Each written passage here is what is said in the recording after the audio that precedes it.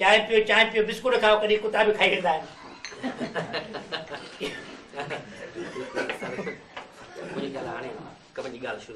अच्छा अच्छा ठीकु आहे जी। त दोस्तो तव्हांखे हैरानगी त ज़रूर थी हूंदी त अॼु गुल साहब तव्हांजे लाइ चांहि पार्टी कीअं अरेंज कई आहे। हा इहो त मां चवां थो, हिन करे कि इहो बुखार ई न आहे ॾिनो। सही ॻाल्हि आहे।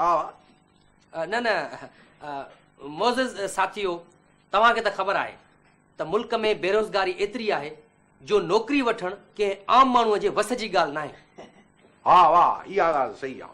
इन जे करे असां इहो फ़ैसिलो कयो आहे त असां गुल साहब खे इलेक्शन में था बीहारियूं। ओ वाह, हे त पंहिंजे वाइदे ते ई कोन थो बीहे। इलेक्शन में छा बीहंदो?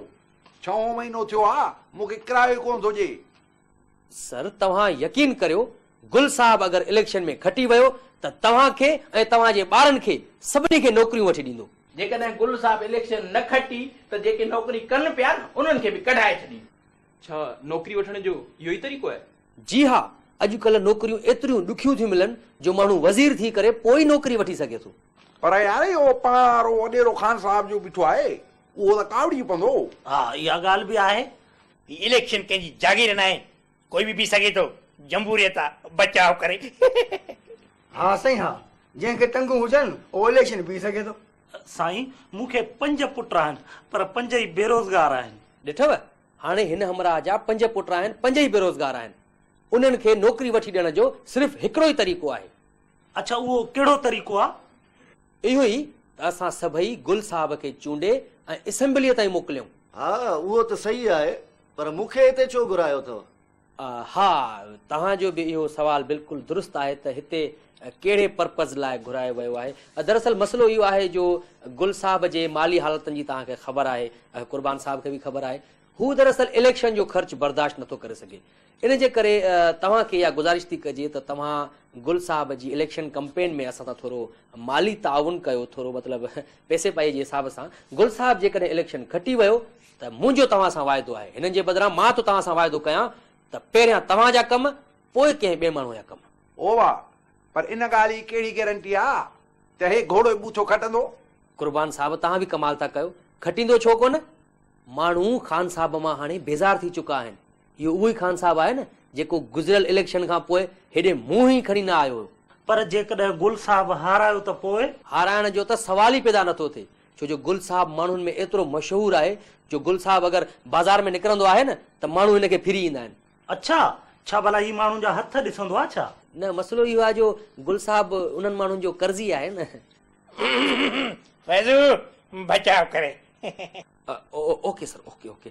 मुंहिंजे चवण जो मतिलबु आहे त गुल साहब जा दोस्त यानी अहबाब ऐं हल्को एतिरो वसी आहे जो गुल साहब त हाराए कोन थो सघे। तव्हां रुॻो पैसो उछलियो, पोइ गुल साहब जो जादू ॾिसो। हाफ़िज़ान साहब, मूंखे इहो फ़ैसिलो मंज़ूर आहे ऐं पाण खे गुल साहब ते बिल्कुलु इतबार आहे। हा असांखे मंज़ूर आहे। हाणे मां तव्हां सभिनी जो चवणु नथो मोटायां। मूंखे अगरि मजबूर कयो था त मां तव्हांजे चवण ते इलेक्शन में खणी बीहां थो ऐं तव्हां पाण मूंखे सिलेक्ट कयो आहे। हाणे इहो ॿुधायो त असांजो इंतख़ाबी निशान छा हुजे? बचाव करे।